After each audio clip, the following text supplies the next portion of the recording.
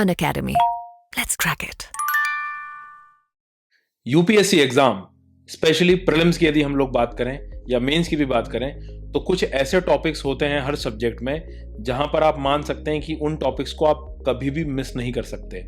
आज हम इंडिया के टॉप एजुकेटर्स जो कि अनअकैडमी पर आपको पढ़ाते हैं उनके द्वारा ये जानने का प्रयास करेंगे कि कौन कौन से सब्जेक्ट्स में कौन कौन से टॉपिक आपको पढ़ना ही होगा, उनको आप मिस नहीं कर सकते।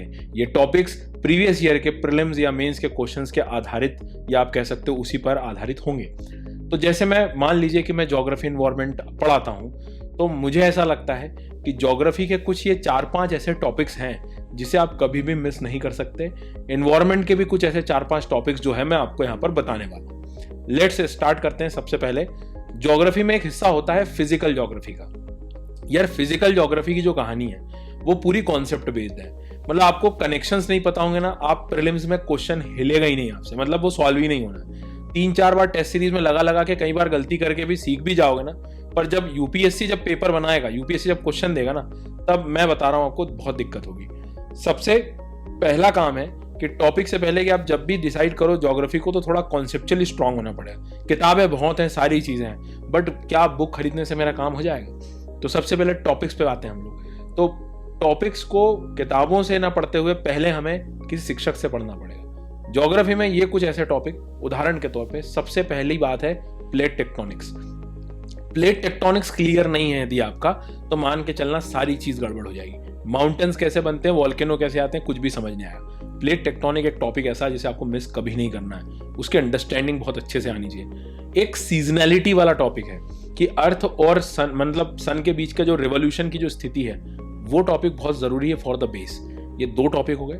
तीसरे में मैं हमेशा कहता हूं आपको नॉलेज होना चाहिए विंड सिस्टम का, ग्लोबल की जो विंड्स हैं, ईस्टर्ली वेस्टर्ली लॉजिक के साथ, प्रेशर बेल्ट के साथ, कनेक्टिविटी के साथ आपको पता होना चाहिए। ये ऐसी चीजें हैं 3 टॉपिक जो मान के चलना बहुत काम आएंगे। And the 4th one is cyclonic system. Cyclones हर दिन जनरली आपको कहीं ना कहीं कभी न्यूज में मिलेंगे, ये मिस नहीं करना है, इसको आपको पढ़ना पड़ेगा। और साथ ही साथ इंडिया के रिस्पेक्ट में जाएंगे तो साइक्लोन के साथ आपको इंडिया का जो क्लाइमेट, स्पेशली मॉनसून, आप मिस कर ही नहीं पाओगे। करना मतलब सेल्फ स्टडी में नहीं हो रहा तो आप शिक्षक की मदद लेके उसको करो। इसके बाद में ओशनोलॉजी में भी आते हैं हम लोग, तो हमें वहां पर ओशियन करंट, सैलिनिटी का कॉन्सेप्ट पता होना चाहिए। तो ओशन करंट, सैलिनिटी को मिलाकर ऐसे 3-4-5 टॉपिक हैं जो आपको ज्योग्राफी में फिजिकल एस्पेक्ट में पढ़ना होगा। वर्ल्ड मैपिंग में कुछ काम की जो मैपिंग होती है जनरली मैं कराता हूँ वो करें। इंडिया में भी स्पेशली मैं बात करूँ तो क्लाइमेट तो कम से कम पढ़ के जाना, और एक बार माउंटेन्स और रिवर्स की मैपिंग। ये ऐसे टॉपिक्स हैं जो एवरग्रीन है, जो हमेशा आपको पता होने चाहिए। ठीक है, इसमें स्पेशली इंडिया और ये सारी चीज़ें संभल सकती है, बट जो कॉन्सेप्चुअल पार्ट है उसके लिए एजुकेटर का होना बहुत ज़रूरी हो जाता है। तो इस बात में थोड़ा ध्यान दें, अपने आप को एग्जामिन करें कि कई बार हमें खुद ही देखना होगा ये कि मुझे एक्चुअल में नहीं आ रहा है समझ में, तो मैं ज़्यादा स्ट्रगल ना करूँ, मैं सीधा जो है शिक्षक की मदद ले लूँ और मैं सीख पाऊँ। तो अनअकैडमी का भी यही प्रयास होता है। इन्वायरमेंट की भी मैं बात करूंगा आपसे। तो इन्वायरमेंट में मैं चाहता हूं एटलीस्ट आप लोग जो नेशनल पार्क वाला जो पिलर है, मतलब जो प्रोटेक्टेड एरिया नेटवर्क है, बायोडाइवर्सिटी, वाइल्ड लाइफ सेंचुरीज और जो वेटलैंड्स हैं, इनको एक अलग से पिलर मान के आप इनको पढ़िए। ये बहुत ज़रूरी है, बहुत कुछ अवेलेबल है फ्री में, आप उसको देखिए। इसके बाद पोल्यूशन वाला जो चैप्टर है, स्पेशली एयर और वाटर पोल्यूशन, नहीं जाना है छोड़ के। तीसरी इंपॉर्टेंट बात, ओजोन होल क्लाइमेट चेंज में जो कॉन्फ्रेंसेज हुई हैं, COP27, बिल्कुल नहीं जाना छोड़ के, मतलब पढ़ना ही है इनको, चाहे प्रीलिम्स मेंस कहीं भी। ठीक है, और सबसे काम की चीज़, जो जितनी भी रिपोर्ट्स आती हैं, मान लीजिए कि कोई क्लाइमेट से संबंधित आई है तो उसको एटलीस्ट उसका डेटा एक बार देख के जाएं। और सबसे इंपॉर्टेंट बात कि कुछ जो एक्ट है, वाइल्ड लाइफ प्रोटेक्शन एक्ट वगैरह, उनको, और कुछ संस्थाएं जो हैं ग्लोबल लेवल पर जो क्लाइमेट और एनवायरनमेंट से संबंधित हैं, उनको हमें पढ़ना होगा। तो ऐसे आप ये चेक्स हैं जो देख लीजिएगा कि यदि एक बार यदि आपने कर लिया हो तो मान के चलना आप प्रीलिम से रिलेटेड काफ़ी चीज़ें समझ जाएंगे। इनसे आपका करंट अफेयर्स भी ठीक हो जाता है, करंट अफेयर समझ में। Hello friends, welcome to Unacademy. This is me doctor Siddharth Arora. Friends, अगर आप चाहते हो, इस वीडियो के माध्यम से ये जानना चाहते हो कि आने वाले इस प्रीलिम्स में क्या 5 मोस्ट इंपॉर्टेंट टॉपिक्स है, तो इस वीडियो को आखिर तक देखिए। वेरी वेरी इंपॉर्टेंट, जो मेरे हिसाब से इंपॉर्टेंट टॉपिक है वो है फंडामेंटल राइट्स। अगर आप प्रीवियस 4-5 साल का भी डेटा देखोगे तो आपको रियलाइज होगा फंडामेंटल राइट्स पे क्वेश्चन आए ही आए हैं। आर्टिकल 21 पे तो पक्का ही आ जाते हैं, लेकिन आप ऐसे मत छोड़ो, आप सारे फंडामेंटल राइट्स कर लो। नंबर 1। नंबर 2, ये जो रिस्पॉन्सिबिलिटी वाले टॉपिक्स होते हैं, collective responsibility of the government, parliamentary process, democracy, इस पे क्वेश्चन आने के बहुत हाई चांसेस है। मैं तुम्हें पहले से भी दिखा सकता हूँ डेटा सेंट्रिक कि पिछले 5-7 साल में अगर तुम देखोगे तो ये क्वेश्चंस बार बार रिपीट हुए। So number 2 parliamentary process, answerability, no confidence motion, ये जरूर कर लो। नंबर 3 सुप्रीम कोर्ट हेडलाइनर है, तो जितनी भी लेटेस्ट या फिर actually landmark supreme court judgments है उसको जरूर कर लो। मेक श्योर चाहे वो राइट टू प्राइवेसी पे क्वेश्चन आए, चाहे right to marry a person of one's choice आए, हादिया केस पे क्वेश्चन आया हुआ है, मेक श्योर ये सारे के सारे कर लो। सुप्रीम कोर्ट का हेडलाइन क्वेश्चन जरूर कर लो। नंबर 4 एक बहुत ही चर्चित चीज चल रही है जो तुम्हें मालूम भी है लेकिन उसको इग्नोर मत करना, बेसिक स्ट्रक्चर डॉक्ट्राइन। ये आपको मालूम है सारा टाइम इसके बारे में बात होती रहती है। ऑल्सो एंटी डिफेक्शन लॉ, ये सारे जो बार बार तुम्हें मुद्दे दिख रहे हैं ना, जो सेपरेशन ऑफ पावर्स वाले, ये बहुत इंपॉर्टेंट है। Last but not the least जो मैं बेट मारना चाहता हूं वो ये है कि ये जो कॉन्स्टिट्यूशनल नॉन कॉन्स्टिट्यूशनल बॉडीज को आमतौर पर स्टूडेंट्स छोड़ के जाते हैं, तो CBI, Lokpal, NHRC, RTI, CIC, ये जो छोटे छोटे टॉपिक्स है जो थोड़े थोड़े टाइम में भी हो जाते हैं, make sure that you do this. Don't miss at least these 5 topics.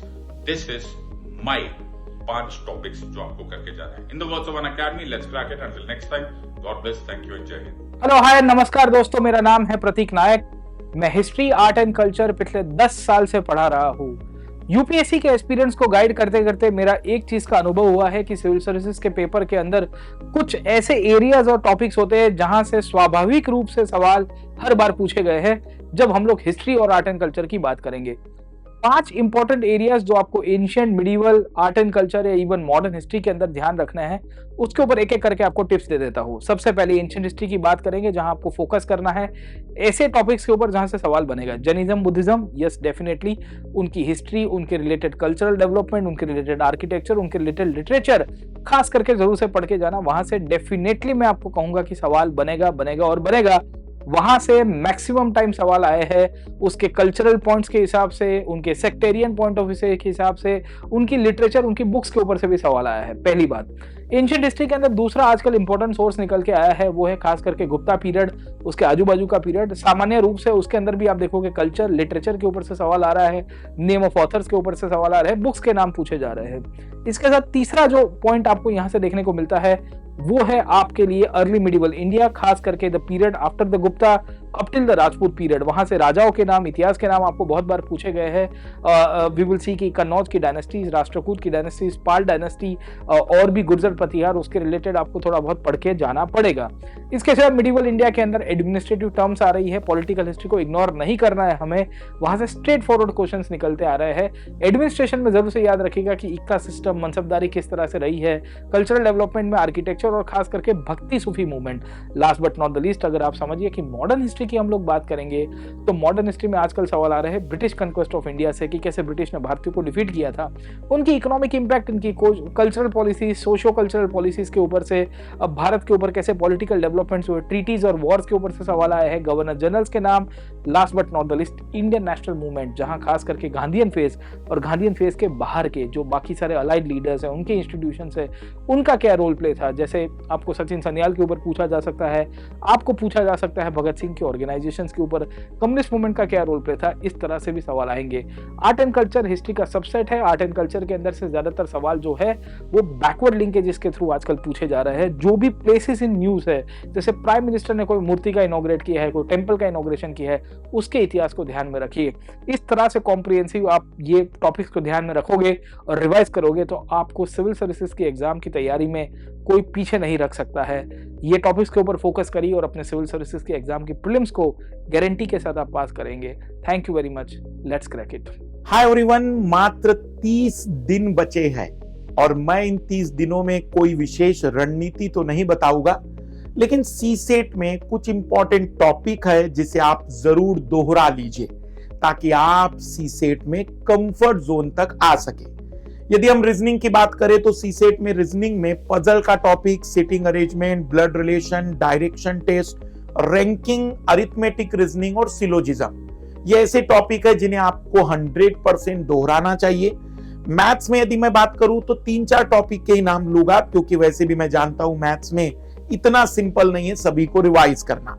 Number system छोड़िएगा नहीं, कितना भी कमजोर मैथ्स हो आपको इसे कवर करना है। परसेंटेज बहुत इंपॉर्टेंट टॉपिक है, बहुत से सवाल आते हैं। टाइम एंड डिस्टेंस, परमुटेशन और कॉम्बिनेशन। लेकिन इसके साथ साथ कॉम्प्रीहेंशन पर जितनी कक्षाएं मैंने यूट्यूब पर ली हैं, प्लस पर ली हैं, आप जहां से भी इन कक्षाओं को कर सकते हैं। कॉम्प्रीहेंशन की कक्षाओं को प्रॉपर करेंगे और ज्यादा से ज्यादा प्रीवियस ईयर के क्वेश्चन की प्रैक्टिस। ये दिमाग से निकाल दीजिएगा, जो जादुई वीडियो अभी देने वाले लोग आ रहे हैं, यूट्यूब पर अवतरित हो रहे हैं कि जानिए ये 3 नियम, जानिए ये 5 नियम, जानिए ये जादू, जानिए बिना कॉम्प्रिहेंशन को पढ़े उत्तर कैसे निकलते हैं। ये सब धरे के धरे रहेंगे, ज्यादा सही होगा अपना हार्ड वर्क, ईमानदारी और कंसेप्चुअल क्लैरिटी। तो ये सारी चीजें आपको आने वाले 30 दिनों में बहुत मदद करेगी। मुझे उम्मीद है कि आपको यह संक्षिप्त में बताई गई बातें सी सेट का एक रास्ता क्लियर करेगी। आने वाले 30 दिनों के लिए पूरी ऊर्जाओं के साथ, उत्साह के साथ आगे बढ़िए। Let's crack it. यहाँ पर हमने देखा कि अपने एजुकेटर्स ने जो है पूरा अपने जीवन का जो अनुभव है आपको बहुत ही इंपॉर्टेंट कुछ टॉपिक्स में, सारे सब्जेक्ट्स में जो है बताया। होप कि आपको चीजें समझ में भी आई होगी।